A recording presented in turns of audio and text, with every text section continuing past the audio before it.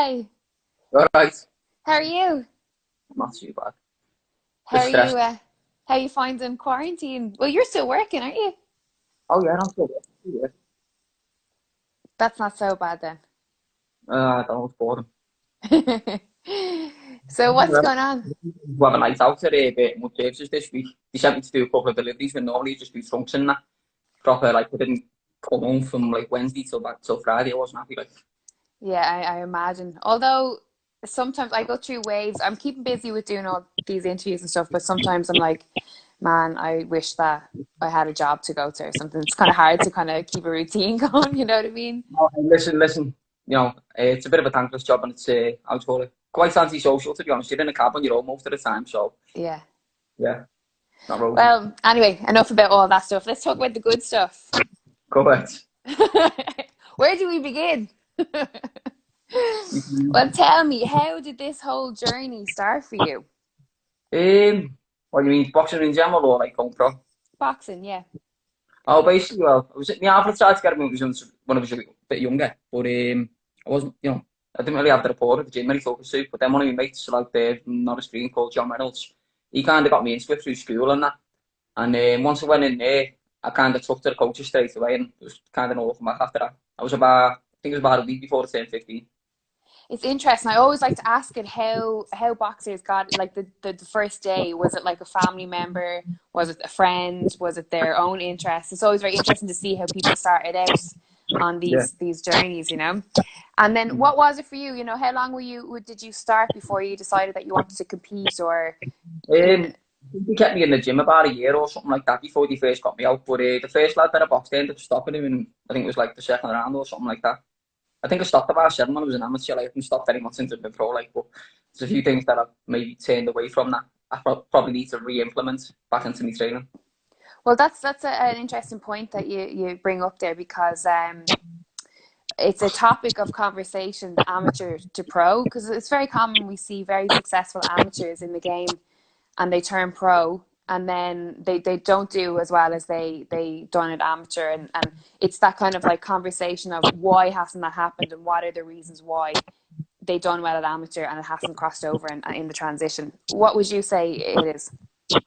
Well, for me, I don't know. I think it's probably more to do with the fact that I'm probably not that well known. Didn't do it as well as what I'd like to have done as an amateur. If you do well as an amateur, people tend to take a bit more of a shine to you. But if that's not the case, then unless you fight a top prospect on a big bill and you smash him to bits, Mm-hmm. nobody's really going to back an eyelid to you. Yeah, that's true. That's true. So I mean, like for you, why do you still box? Why do you keep it up? I enjoy it. I don't know. It's just something that's in me, I suppose. I don't know. Just need to get out of the system. Really, my missus wants me to pack in, but I, I can't help myself. What are her reasons for? Is it the stress of actually you fighting, or is it just that it takes up so much time?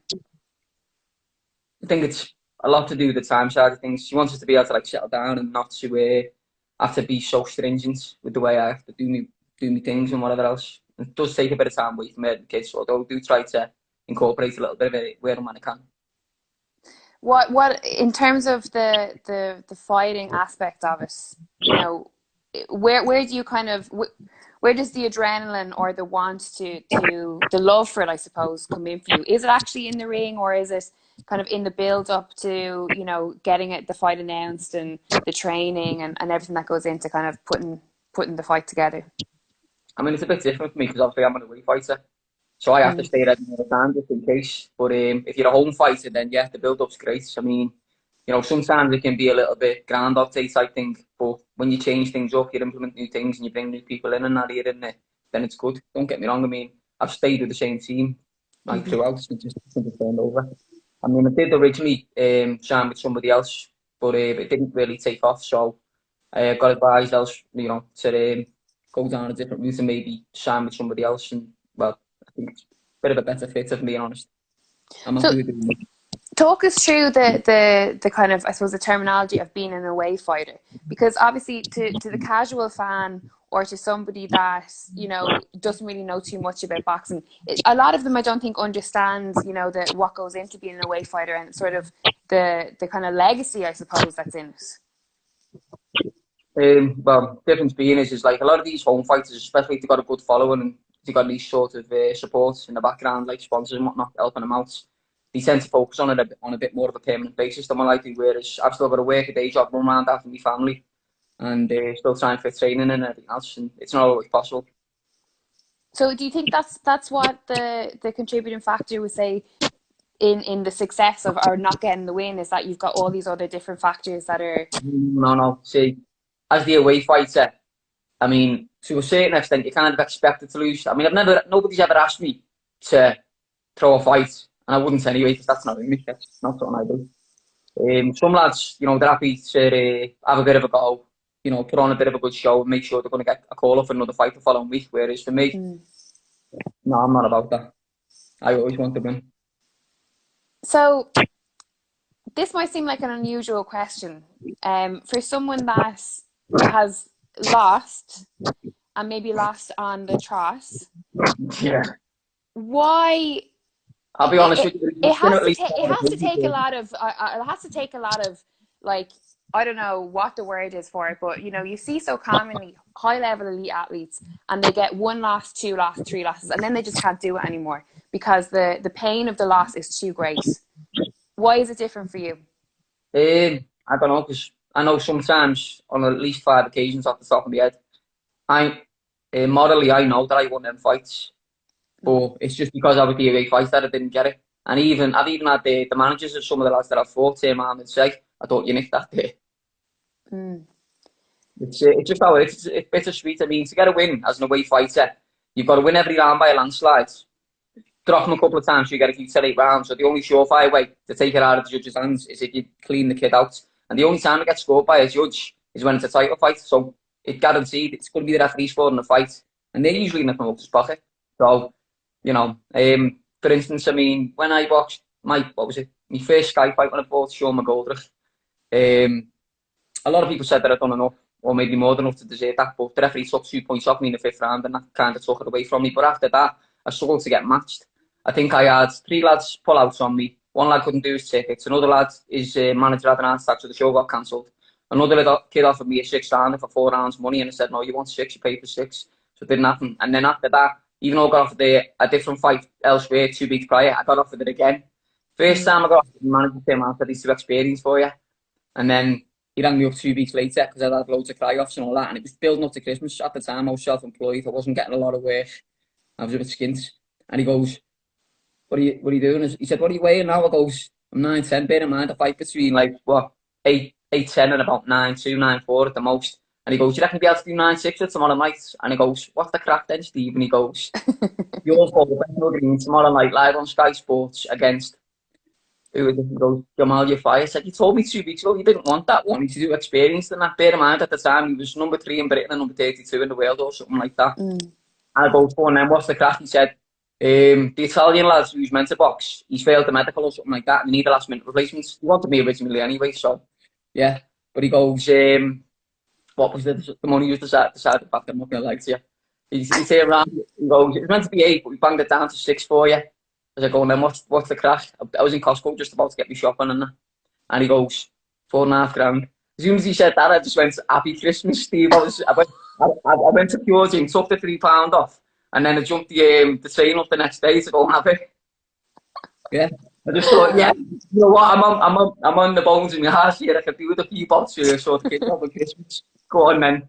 I mean, I wasn't expecting anything great, because I wasn't in any great shape at the time. If it turned up fully fit and that, probably would have gone a bit different, but it is what it is. What can you do? Absolutely. But is this experience in a way wasn't the nicest. I mean, my first away fight was meant to be against a lad called Scott Allen, but because my MRI never got processed in time by the board, I ended up fighting the following week against a bigger, heavier, better lad with a better record, a lad called Steve Tiffany. That was the first. I think John threw the towel in on that one, to be honest with you. I mean, he done me a favour because I didn't feel too great the next day, I'm not going to lie to you. But walking into that arena in Edinburgh, oh, you could have cut the tension with a knife. Walking into loads of abuse, pure threats, people spitting at me, kill the English bastard. I'm just thinking, what the fuck? I was just for you. I mean, I wasn't asked about who was fighting or nothing like that. I just thought to myself, well, but I just jumped up like 2 or 3 weights in the sake of a week. So I had this one. Yeah, that was a bit bewildering to say the least. But I mean, you take it in your stride, and you kind of get used to it over time when you like doing it all the time. But I mean, that was probably the most, what's the word for it, nerve-wracking experience as being in a weight fighter the first time I've done it when I went to Edinburgh. Oof, brutal. Like, because it's such a lot of people, won't understand what that feeling is like. Do you know what I mean? Like, and you see so many times. You walk into a hero's welcome, everyone's like, yeah, we love you, yeah, they knock him out, all that, where they're all screaming for him to pass you. Sometimes you can hear them, and like if you got them like in a bit of a clinch in the corner, and you can hear them go, do this, do that, and you're just thinking to yourself, this kid can't do this. He'll make all that, but he's not. So mentally, how do you, one, prepare for that, and how do you overcome that? I don't know, you say some getting used to it, I'm not going to lie to you, but I don't know, after a while, it just becomes the norm. You're like, okay, another day, another dollar, let's go again. I mean, if I don't get bashed up too much, I'd happily fight every week. But if I ever like a bit of an hard fight, then I said, all right, like, Steve, yeah, give us a couple of weeks and I'll have another one. So if I have an hard fight, that gives it 2 weeks. If I have, a fight that's not too bad, I'll fight the next week if I can, if it's there. But a lot of the time, I mean, some of them see maybe a little bit about what it brings to the place, and I don't know, somebody but on their side of things, whether it'll be the manager, the matchmaker, the fighter, or even his coaches or something like that, somebody must say something and change it. And I end up with like, I think I've had to cancel work and that to go and have a fight and that, and then the fight's been cancelled on me, and I've been out of pocket, and I've gone, hang on, I've had to take time out of work, I've been trying to train around my family and everything else, and then this kid or whoever's part of his team and that all of a sudden just decided, nah, we don't want that. He might take our kid's unbeaten record and lose him his following. So, as soon as you take losses, I mean, what is it? Either lads end up going on the road or pack it in, because I don't know, both are just not mentally strong enough for it. So, I mean, would it be fair to say that aspect of the business of boxing is your least favourite, in that being the away fighter, fights being cancelled, just, padding records, not getting the win because of in favour for the home guy, because the business of boxing kind of comes under a bit of scrutiny, whether it's, social media fighters, people who have, just have good contacts, so they get good opportunities. So there's a lot of conversation when we look at kind of the business of boxing. But what would it be for you? Being honest with you, I mean, if you want to do well as a pro, you're probably best off trying to get like a decent amateur career behind you, where people know who you are, you've got all the PR behind you and everything else like that, and people are actually interested and want to take you that route.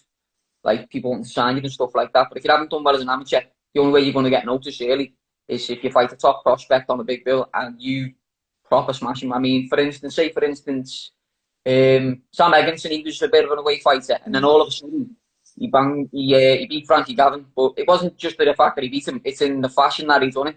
And after that, things changed massively for him. So really, I think it was just a little bit Cinderella moment, but a bit bittersweet. Do you find that, being the away fighter and having, the career that you've had, that there's a kind of a bit of a respect there, an underlying respect? In the changing rooms, when you're like around all the others who are doing the same sort of thing or whatever, and you do get around some of the characters, like when I fight on some of the shows or I go to some of the shows, there's a few lads at the Birkin Adventure Club who will go, all right, it's Starkey, what's happening, fella? It's the Battalion, and I'm like, fucking hell, what's going on here? But it's funny, it's good laugh. You have a bit of a funny time on the road. I mean, I usually tend to bring like a speaker into the changes, and I like get me music playing on it, and I'll have everyone up trying to like have a bit of a rave in the changes before we go. It's like, man, let's smash all these kids. Not fun. So where did this fight name come from, the Battalion Stallion? The Battalion Stallion. Well, I was in the army for 10 years. Wow. And I think apart from that, I've just the White Horse of Hanover, which is a horse, which is like a stallion, like a proper top pedigree and stuff like that. And one of the lads in the army was joking about it years ago. So I got like loaded up for the boats and whatever else, and I stuck that in the mix, and that got voted favourite, so I kept it. And then after I boxed McGoldrick, I got, I think Dave Caldwell called me, what was it, the Nightmare or something like that. And then Smog and me coach, he was trying to get me to change it to that. And I said, all right, we'll put it to the polls. And although it was a bit tighter on the scoring, it still came out on top. So I just thought, that's what they want. I'll keep it. I'm happy with that. It works. Why did Dave Caldwell call you the Nightmare? I think it was probably because I gave McGoldrick a bit of an time. threw him about a little bit of, you know what I mean, kind of bullied him and muscled him and maybe took him out of his comfort zone to say, if you know, if you want to go, put it bluntly. Yeah. I don't think he was expecting. I think in the early stages when you listen to the commentary on the fight, and some people was expecting him to get me out of there in like 2 or 3 rounds or something like that. And I just thought to myself, no. I just thought, nah. I could have my Cinderella moment right here. If I smash you now, people might actually start putting their hand in the pocket to come and watch me. Yeah. So I thought, yeah, you're my golden ticket. You're getting it. You don't care. when you were starting it, well, let's talk about when you decided to go pro originally. Like, was there a goal? Being honest with you, I didn't really know how to go about it. It was just, I mean, the first lad who was signed with it, somebody mentioned them to me or something like that. I didn't really know much about it. If I'd known how it worked in advance, I probably would have signed with Steve straight away. But I didn't even end up fighting for him, the other fella. But he was a nice guy, don't get me wrong. We had a good rapport and whatever else, but it turned south and, you know, just where it went. What's been the biggest lesson that you've learned?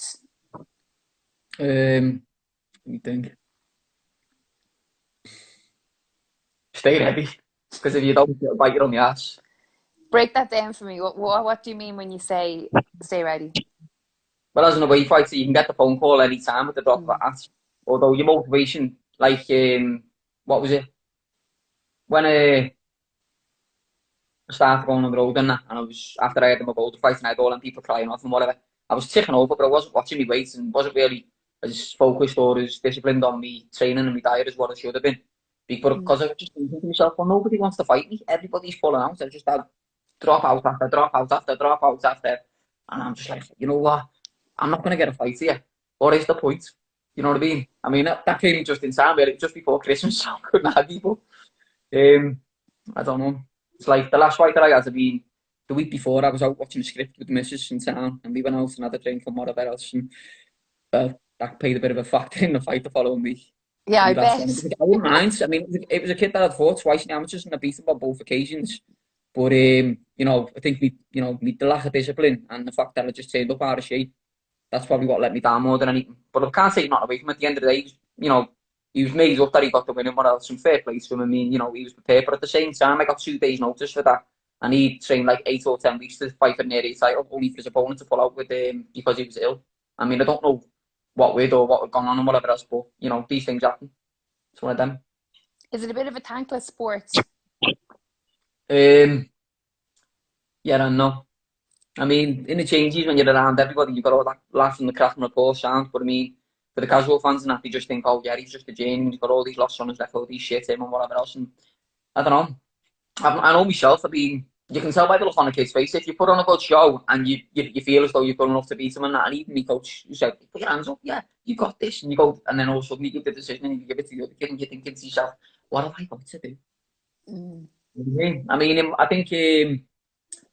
What was it? I think it was the headline on a show in Birmingham. Some kid called Lewis Fielding, and I broke my right hand in the 5th round. I had to box the last round with one hand, and probably took it to him for the whole fight and that. And a lot of people in it thought that even his manager John Pegg thought it deserved it. He even mentioned it like one of the comments on my face and that, but he still got the win. I don't know. Breaking my hand wasn't a nice thing. I got signed off work, and I was trying to survive on a poxy £100 a week compared to what I was getting for like what I'd normally get. Wasn't a time. I mean, I ended up getting myself signed off sick early by about 2 weeks or something like that, and I was still wearing the splints on my hand working. Yeah, things you got to do. I'm telling you. So, I mean, do you still have aspirations within the sport, or is it just about, you know, enjoying the moment, enjoying taking the fights as they come, and just sort of enjoying the competitive end of it and what goes with it? Or do you have aspirations for yourself within it? I mean, in all honesty, I'll be realistic here. I know time's against me. I haven't got that long left, and well, I look after myself, and you know, if some strange middle comes along and people actually want to maybe get behind me, help me so that I can focus on it on a more full-time, permanent basis instead of having to work nights, 5 nights a week, Sunday to Thursday, for like anywhere between 8 and 15 hours. Be a lot easier for me, but I haven't got the wherewithal to be able to train, you know, 2-3 times a day like some of these top athletes do. I mean, if I did, I can give much better performance and might even take a good few scalps along the way. I mean, I know what I'm capable of. I know what I can and I can't do. And I know when I have deserved it and when I haven't deserved the win. But it's just one of them things. My debut and well, second fight I wasn't really happy with my performance on that. And at the time, I'll be honest with you, I didn't really feel as though I deserved the win until after the fight, and I actually got to watch the footage of it. But often it could, it could have gone either way. And to be fair, I mean, he's a good kid, he's a good journeyman, and he's quite well respected and well regarded. Like called Brett Friedel, top guy, nice. I still speak to him quite regular. Yeah, he's a nice kid. And Jamie Quinn, he's a proper character. I boxed him on an unlicensed show years ago, but I'd already fought the night before on another unlicensed show against some other kid. Going into Stockport County's football ground and everybody screaming for Quinny to batter me and that. I went for him, like, but I mean, I was a bit worn out from the fight the night before. Plus, I took weight off on the day because I got told it was at a certain weight, and when I got there, there wasn't even any scales. I goes, Mike, where's the scales? And he just looks at me, pats me down, and goes, yeah, you'll do all right. You'll do it. I just went, yeah, yes. I just took me £3 off this morning to say, yeah, no need to weigh in that. You know what I mean? Would it be fair to say you've a few of them stories throughout your career? Oh, I mean, there's what was it? I boxed in Aberdeen. So, he was a good kid, a lad called Billy Stewart, called him the Butcher. Decent body shots, don't get me wrong, but I mean, I went up there and I was a bit overweight, and he got me to take weight off after I'd weighed in, and then jump back on the scales. And I got a bit of it off and whatever else, but because I detoxed my body building up to it, up until about an hour before the fight, after I'd weighed in, couldn't hold none of my food down. I was like the exorcist. Yeah. If you ask me Coasty, he'll tell you the same thing. He's like non-stop on me. Didn't really sleep all that well that night. But yeah, I mean, I nearly caught him in the first and in the third. And like, if I'd followed up on them, John reckons that they got him out of there. I mean, I'd be gutted. I mean, I think really taking the extra weight off kind of weakened me. And well, it is what it is. Tell you. Do you think about when it's over? I mean, when you're obviously, we spoke earlier on about, your wife. Sorry, me. It's okay. Stand your foot. Stand your foot, you'll be alright. Oh, we'll be alright, babe.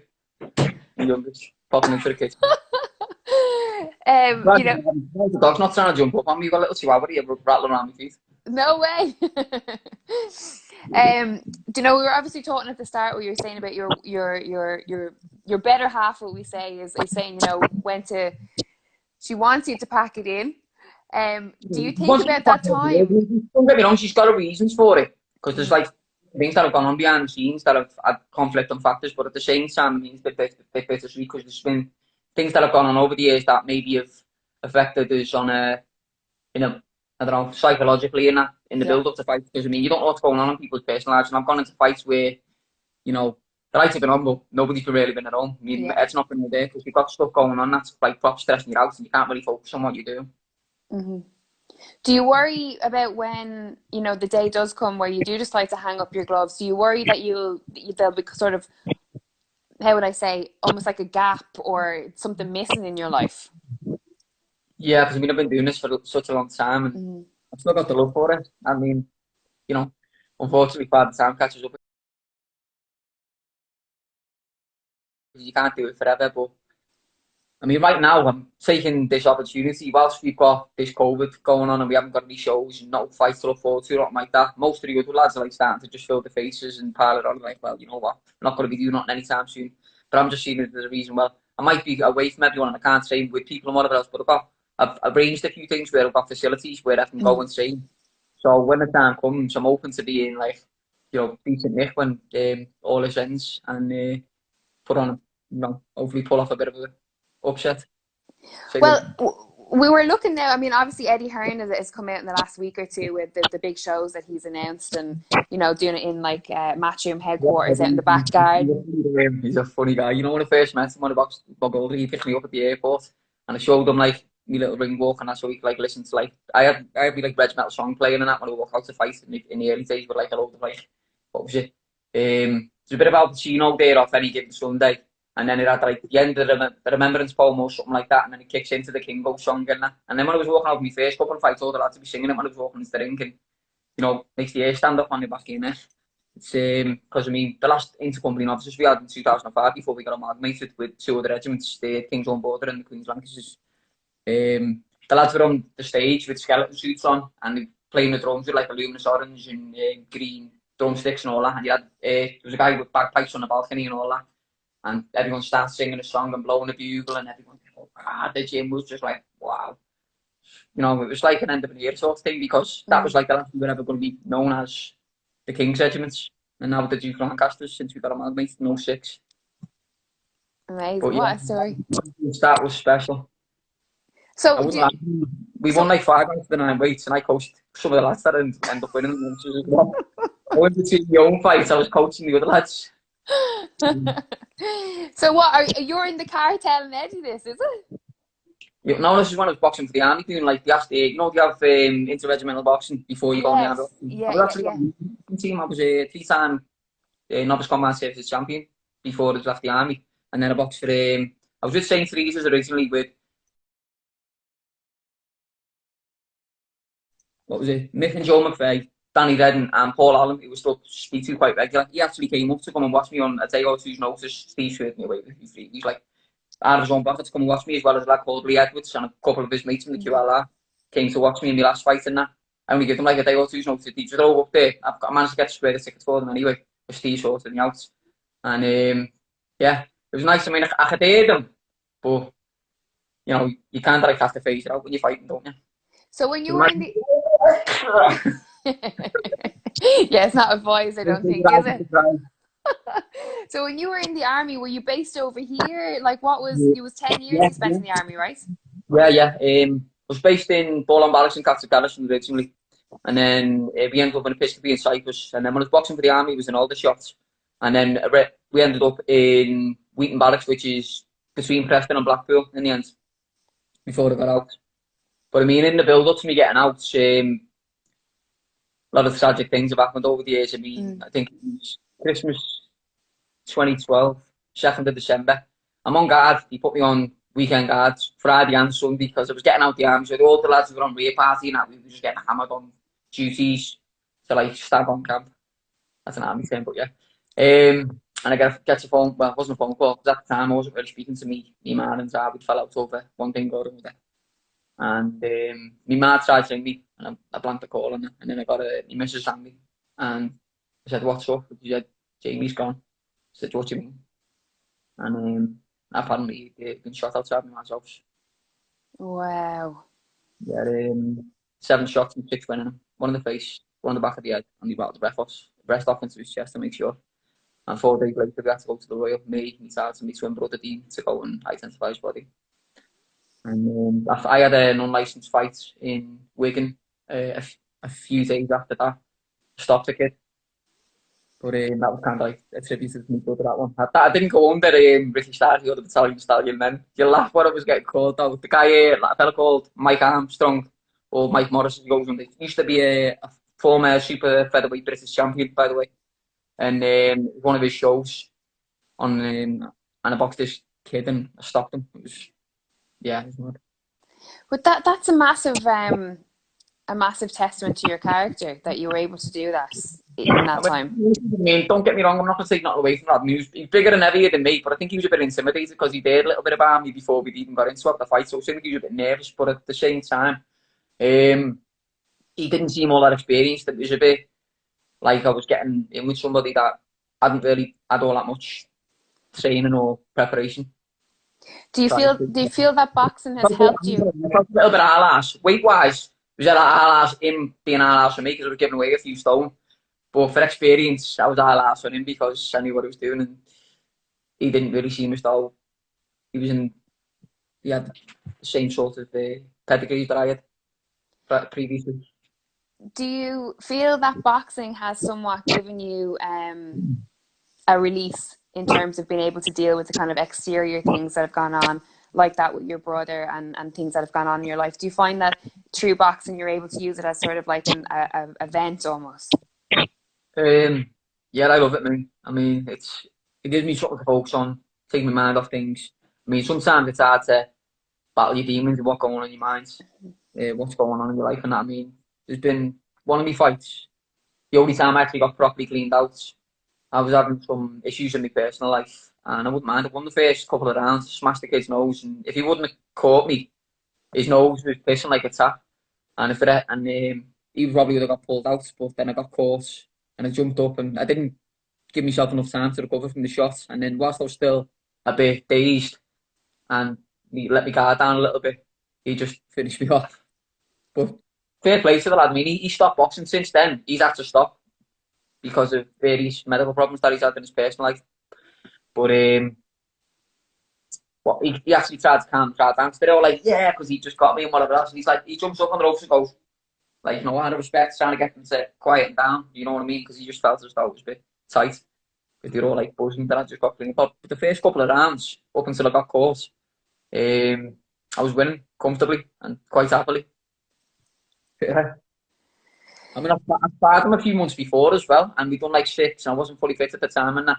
And for about the first 4 or 5 rounds, it was, it was pretty much in my favour. But fighting and sparring are 2 different things. They are. What? Just explain that. Explain that term. What you mean by that? Well, in sparring, obviously, you've got headgear on, you've got bigger, heavier gloves, so you're not going to be able to feel the shot as much. It's controlled.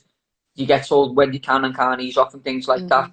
To give people a chance to recover if there's a bit difference in experience or somebody's been a little bit too heavy-handed in that, because it's meant to be a learning thing. Whereas when you're actually having a fight, there's none of that. So if they want to finish it out, if they want to be an ally or if they want to take the piss out of you and showboat and whatever else, then it's fair game. You can do that. In the army, you used to blow a whistle. You had all discipline. You weren't allowed to give it all the boos, the cheers, the heckles, and all that kind of stuff. But in civilian, no, everybody can say and do as they please. Although it's funny, like when it was boxing you fight. Oh no, was it boxing Louis Lynn? It was roasting height of summer in York Hall. It's what I waited till if the fight before the main event would have gone past 6 rounds. I'd have been waiting till after the main event to fight. I'd warmed up about 5, 6 times and sweating buckets and kind of like lost a bit of motivation. So I went a bit stale before I went in. I ended up getting stopped early, but he's a good kid. Him. Probably out of all of them, he's probably one of the better ones who'll probably go the furthest, I'll say. That Louis Lynn. So apart from the differences in what you mentioned with the sparring, obviously with the headgear and that, when we look at the army, the whistle and all that different things, do you think there's a massive element of the mental side of it as well for guys? Because sometimes we see guys that spar, even guys that are brought away to camp to spar with elite athletes, and they're like, I was lighting him up in the spar. But I wasn't able to do it because my missus had work and stuff to do with learning and what like that. I got offered an opportunity to go to MTK in Marbella via my mate Billy and Tom Stalker to go and spar. What was it? I think bantamweight champion of the world from France, a guy called Nordi Rubali. And I couldn't go. I was gutted. I spoke to work. They were going to maybe grant me a bit of time off to go and do it as well, but we couldn't get the kids looked after, so I did out on that one. I was gutted. Oh, you never know. There might be another opportunity come again. I don't know. I mean, what am I now? 34. I'll be 35 in November. You're still young. You're still plenty of time. Don't worry about that. Age is only a number. I keep telling myself. Oh, yeah. Well, they say you're only as old as the woman you feel. Well, my missus is 29, so. There you go.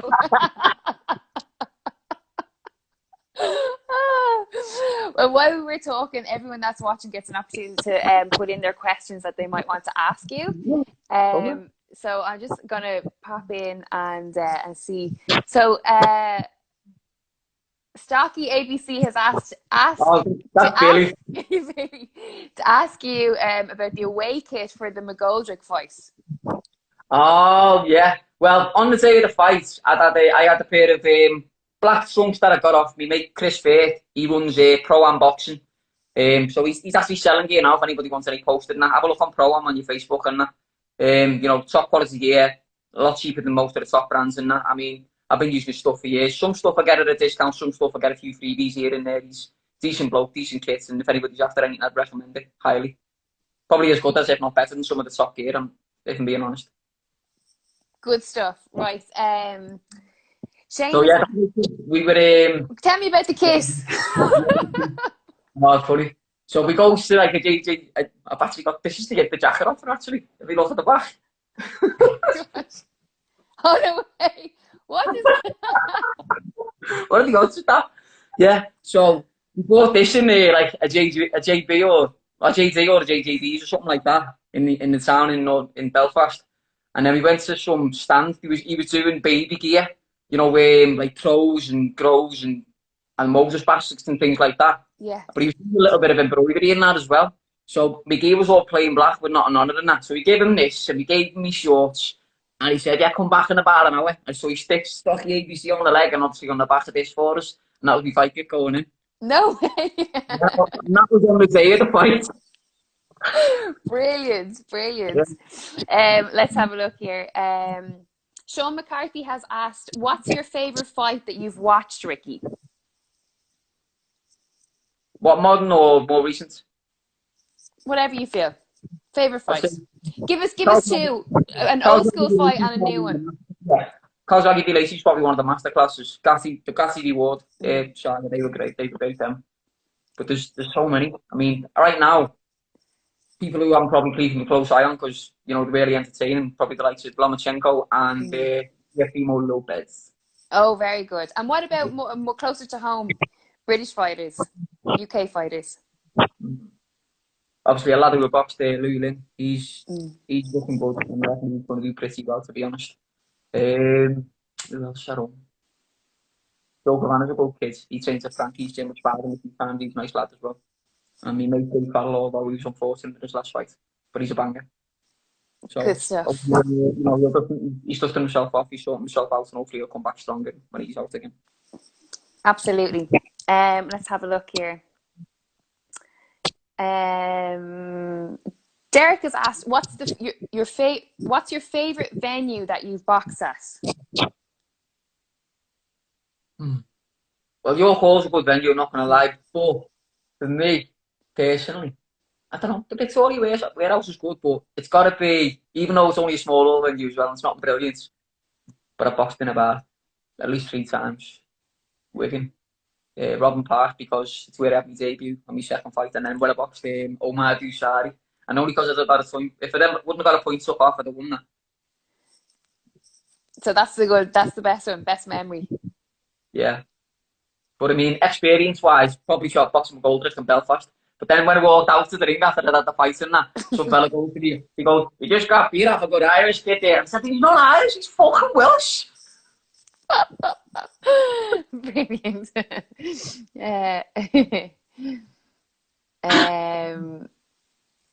Karen has asked, if you had to choose 5 people to quarantine with, dead or alive, who would you choose?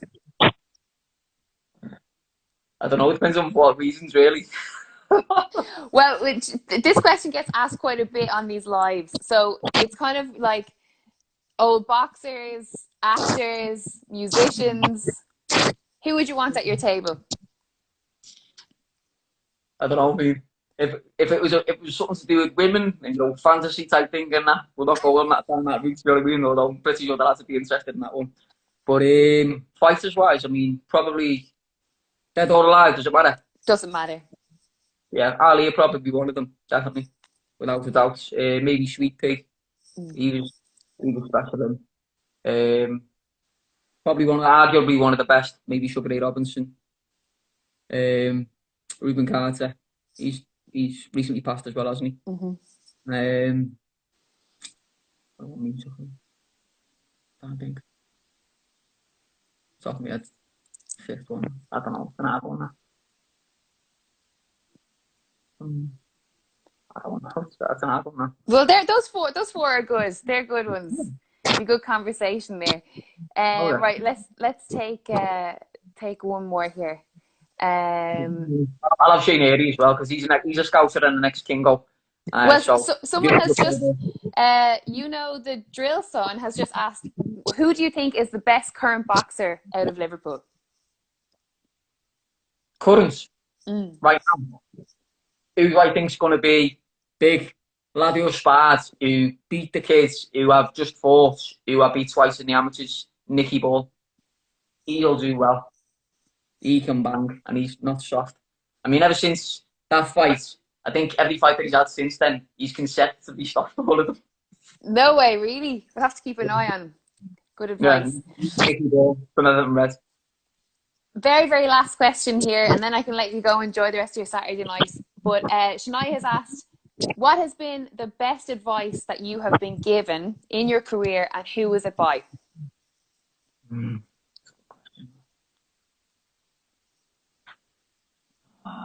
That's a tough one. Well, obviously it's going to be from John, innit? Me coach. Stay ready. Don't take it out of the prize. Oh no, only fools rush in, and I've rushed in a few times, and probably hasn't worked out too well for me. So yeah, definitely that's one to think about. Don't rush in. Well, that's a good one for not only boxing but life as well, right? Yeah.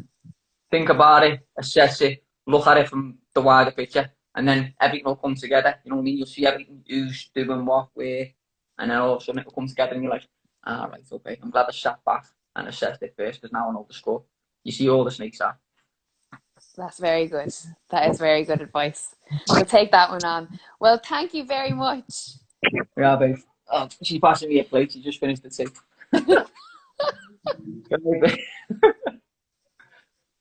Oh, God love her.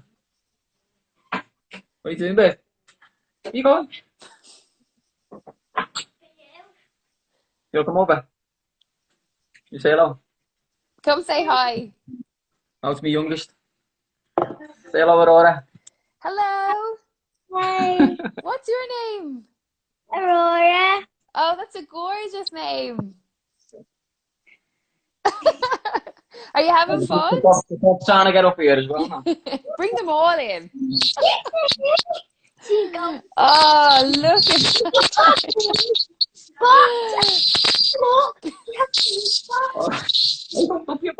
What's his name? You see? Oh. Yeah, yeah, before the beauty, after one of the palace pets. But when you fold her ears forward, the missus reckons she looks like Dobby. So if she'd have been a boy, she'd have been like Dobby off Harry Potter, and she'd be like, Dobby is free. Brilliant. Well, listen, Ricky, thank you so much.